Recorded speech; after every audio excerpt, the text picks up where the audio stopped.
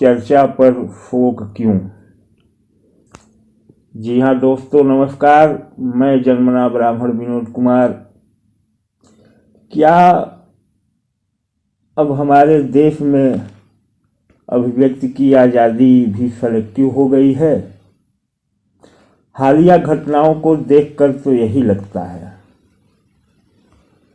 परंतु नहीं। हमारे देश में अभिव्यक्ति की आज़ादी तो आज़ादी से ही सेलेक्टिव रही है। विषय पर आगे बढ़ूं इससे पहले आप सभी दर्शकों से निवेदन है कि हमारे चैनल को लाइक, सब्सक्राइब और शेयर करने की कृपा करें। इस चैनल पर हमारा मकसद किसी का विरोध करना नहीं, वरन रैशनलिज्म की वास्तविक पहचान क्या है और उसकी वास्तविक रूप से स्थापना कैसे हो, यही हमारा प्रयास है।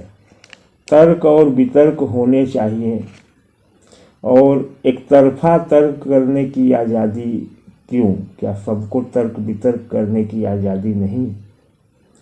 तो आइए विषय पर आगे बढ़ते हैं कि अभिव्यक्ति की आज़ादी सेलेक्टिव है या नहीं है।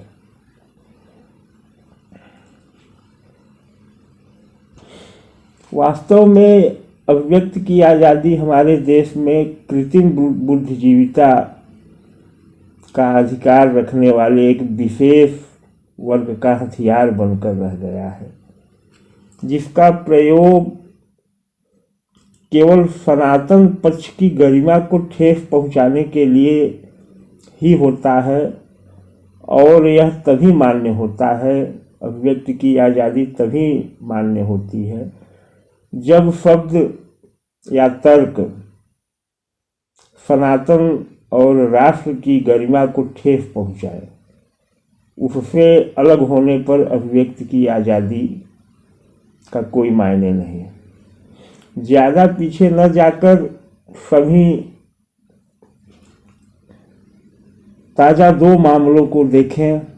पहला, संत कालीचरण द्वारा महात्मा गांधी पर अभद्र टिप्पणी करने पर जेल हो गई, और उसी गांधी को बामन मेश्राम साहब कई वर्षों से चैनलों पर चैलेंज देकर अपशब्द बोल रहे हैं। किसी को सुनाई ही नहीं देता। पर थोड़ा आप सुन लें, शायद अभिव्यक्ति की आज़ादी का मतलब समझ में आ जाए। अब आते हैं, एकदम ताज़ा मामला है दया प्रकाश सिन्हा के उस इंटरव्यू पर जो उन्होंने किसी समाचार पत्र को दिए हैं सम्राट अशोक पर। उन्होंने सम्राट अशोक की को कोई गाली नहीं दी है। उन्होंने तो उन्हीं चीज़ों की व्याख्या की है जिन चीज़ों से अशोक की महानता गढ़ी गई है। और जैसे सिन्हा साहब ने अपनी अभिव्यक्ति की आज़ादी का उपयोग किया, तो वही हुआ जो पिछले 70 सालों से होता आया है। हंगामा हो गया। मेश्रामवादियों के गिरोह में यह हंगामा क्यों होता है जानते हैं? क्योंकि मेश्रामवादी गिरोह यह मानता है कि चूंकि संविधान उनके बाबा ने बनाया था, तो अभिव्यक्ति की आज़ादी पर उनके ही गिरोह का एकाधिकार होना चाहिए।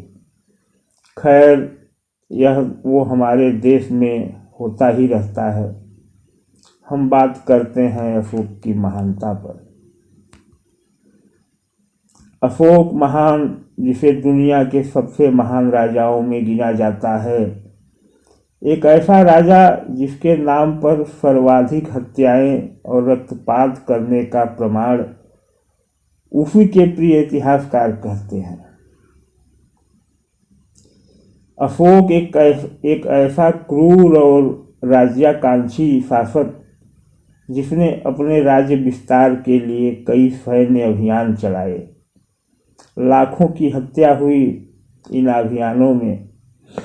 परंतु जब अशोक ने कलिंग उड़ीसा पर अभियान चलाया तो भीषण रक्तपात हुआ, और इस दृश्य ने अशोक का हृदय परिवर्तन कर दिया। और वह शांति की बात करने लगता है। वह शांति के लिए बौद्ध मत स्वीकार कर लेता है। आज तक हमें इतिहास में यही पढ़ाया गया है, आप भी जानते हैं कि इतिहास में हमें यही पढ़ाया गया है।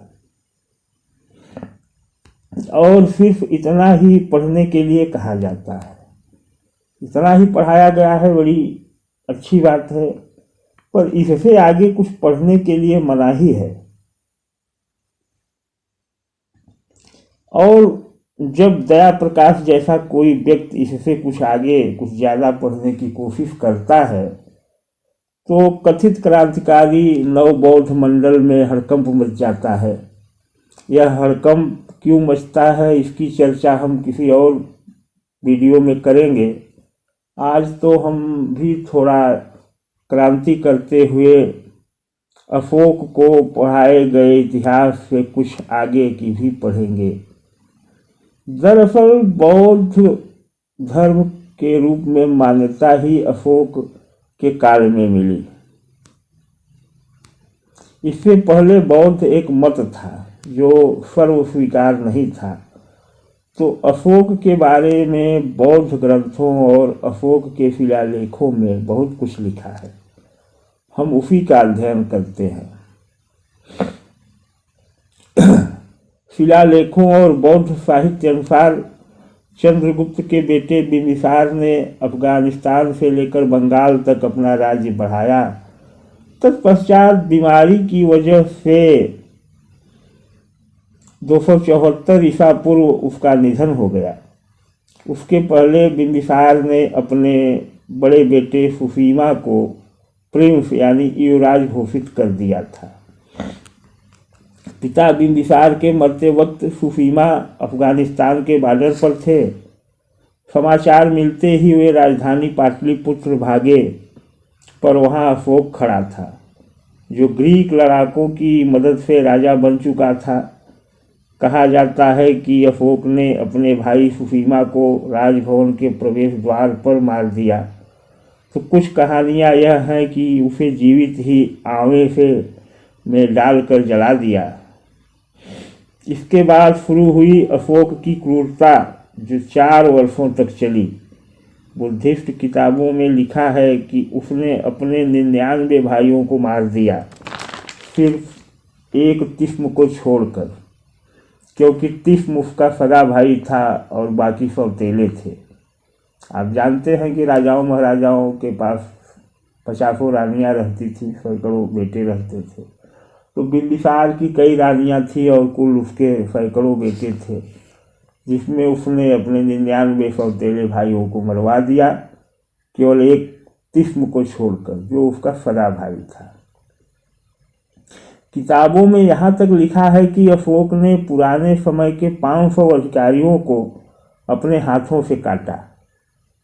जो 500 अधिकारी पुराने थे और उनकी वफादारी पर अशोक को संदेह था अपने प्रति, तो उनको मरवा दिया या मार दिया। ऐसा इतिहास की उन्हीं किताबों में लिखा है जिससे अशोक का चरित्र गढ़ा जाता है।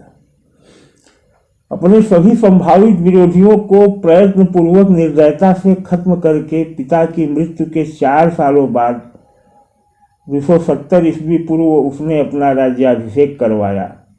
उस समय उसे चंडाशोक कहा जाने लगा था। बुद्धिस्ट किताबों से पता चलता है कि अशोक कलिंग युद्ध से पहले ही बौद्ध मत की तरफ रुझान रखता था। कलिंग युद्ध से बुद्ध मत में उसके आने की बात बौद्ध ग्रंथ स्वीकार नहीं करते। यहाँ तक कि अशोक का गुणगान करने वाले अंग्रेज लेखक चार्ल्स एलन भी यही कहते हैं। तो वही कलिंग युद्ध को लेकर भी दुविधा है। चंद्रगुप्त के पूर्ववर्ती नंदवंश ने पहले ही कलिंग को जीत लिया था और कलिंग एक सामान्य राज्य था जो बहुत धनवान नहीं था, बहुत महत्वपूर्ण नहीं था। तो अशोक वहाँ गया ही क्यों? दूसरा फैक्ट ये है कि कटक से थोड़ी दूर पर राधानगर है। आर्कियोलॉजिस्ट देवराज प्रधान के मुताबिक इसी जगह पर अशोक के सेनाधिकारियों ने युद्ध की प्लानिंग की थी और भुवनेश्वर के नज़दीक धौली में लड़ाई हुई थी। अशोक के अपने शिलालेखों के अनुसार इस युद्ध में 1 लाख लोग मरे थे, 1.5 लाख बंदी बने थे। परंतु धौली में जो विजय स्तंभ अशोक ने बनवाया, उसमें लिखे लेख में कहीं कोई दुख या पश्चाताप नहीं है। यहाँ तक कि वहाँ से 1000 किलोमीटर दूर गड़े स्तंभों पर भी हिंसक भाषा में ही लिखा है कि देवानाम प्रिय अशोक अपने पछतावे के बावजूद ताकत रखता है कि जो लोग अपने अपराधों के लिए शर्मिंदा न हो उन्हें मार दे। ऐसा लगता है कि अशोक के ये शिलालेख धार्मिक पश्चाताप नहीं वरन एक पॉलिटिकल प्रभाव डालने के लिए ही लिखे गए हैं। अगला तथ्य है बौद्ध ग्रंथ अशोक वदना से। बंगाल में अशोक ने आजीविका सेक्ट के 18,000 लोगों को एक साथ मरवा दिया था। यह अशोक वदना का तथ्य है, किसी अन्य का नहीं। आजीविका सेक्ट का मतलब हम कामगार वर्ग ही समझ सकते हैं। अशोक के बारे में एक जिक्र और है इसी ग्रंथ में कि एक जैन पेंटर चित्रकार ने एक तस्वीर बनाई थी जिसमें बुद्ध को एक जैन गुरु के सामने झुकते हुए दिखाया गया था। तो क्रुद्ध होकर अशोक ने उसके पूरे परिवार सहित घर में बंद करवाकर आग लगवा दिया और ऐलान करवा दिया कि जो भी किसी एक जैन का सिर काट के लाएगा उसे सोने का एक सिक्का दिया जाएगा। ये सिलसिला तब खत्म हुआ जब एक हत्यारे ने एक बौद्ध भिक्षु जो कि अशोक का भाई तिष्मथा को मार दिया। हुआ यह था कि अशोक का भाई किसी बीमारी से ग्रसित होकर ग्वालों की बस्ती में रहने लगा था, जो कि बौद्ध भिक्षु भी था, और वह केवल दूध ही पीता था और कंदमूल खाता था, इसलिए वह ग्वालों की बस्ती में रहता था। एक दिन वह सोया था, उसके सर पे बाल नहीं थे। एक पति पत्नी जा रहे थे, उन्होंने देखा। पति ने कहा कि यह शायद कोई जैन मुनि है। तो पत्नी ने कहा कि अगर इसका सिर काट कर अशोक को भेंट किया जाए तो हमें सोने का सिक्का मिल सकता है। और वहाँ की उस समय की परंपरा के अनुसार उन्होंने उसका सिर काट के अशोक को प्रस्तुत किया। और जब अशोक ने देखा कि मेरे ही आदेशानुसार धोखे में मेरा भाई मारा गया, तब उसने जाकर के यह आदेश अपना निरस्त करवाया और इस तरह जैनों की हत्या रुकी। तो ऐसा कुछ लिखा है हमारे महान शांतिप्रिय सम्राट अशोक के बारे में बौद्ध ग्रंथों में। वस्तुतः अशोक को महान बनाने का कार्य काफी नया है। स्वतंत्रता संग्राम के दौरान इस कार्य को काफी तेज किया गया। फिर बाद में नेहरू की सोशलिस्ट पॉलिसी को बढ़ावा देने के लिए अशोक की महानता की कहानियां गढ़ी गई। अगर गंभीरता से अध्ययन करें तो पता चलता है कि अशोक वह नहीं था जो हमें दिखाया जाता है, क्योंकि अशोक की मृत्यु के बाद बहुत कम समय में ही उसका राज्य छिन्न भिन्न हो गया, जबकि बड़े राजाओं का प्रताप बहुत वर्षों तक चलता है। प्रमाणों के विश्लेषण से पता चलता है कि अशोक का साम्राज्य उसकी महानता पर नहीं वरन उसके भय पर टिका था। तो दोस्तों, बौद्ध ग्रंथों के में अशोक के बारे में जो लिखा है उससे यह निष्कर्ष निकाला है संजीव सान्याल ने, और अपने सभी निष्कर्षों को उन्होंने अपनी किताब द ओशियन ऑफ चर्न में संकलित किया है। यह वीडियो उन्हीं की पुस्तक से लिया गया कंटेक्ट है। मुद्दा यह है कि अशोक को महान इतिहास बताने के पीछे रहस्य क्या है। क्यों हमारे देश के कथित बुद्धिजीवी अशोक चर्चा पर शोक कर रहे हैं, इसका विश्लेषण हम अगले वीडियो में करेंगे। तब तक के लिए जय हिंद, नमस्कार। वीडियो अगर अच्छा लगा हो तो आप सब्सक्राइब करें, शेयर करें, लाइक करें। धन्यवाद।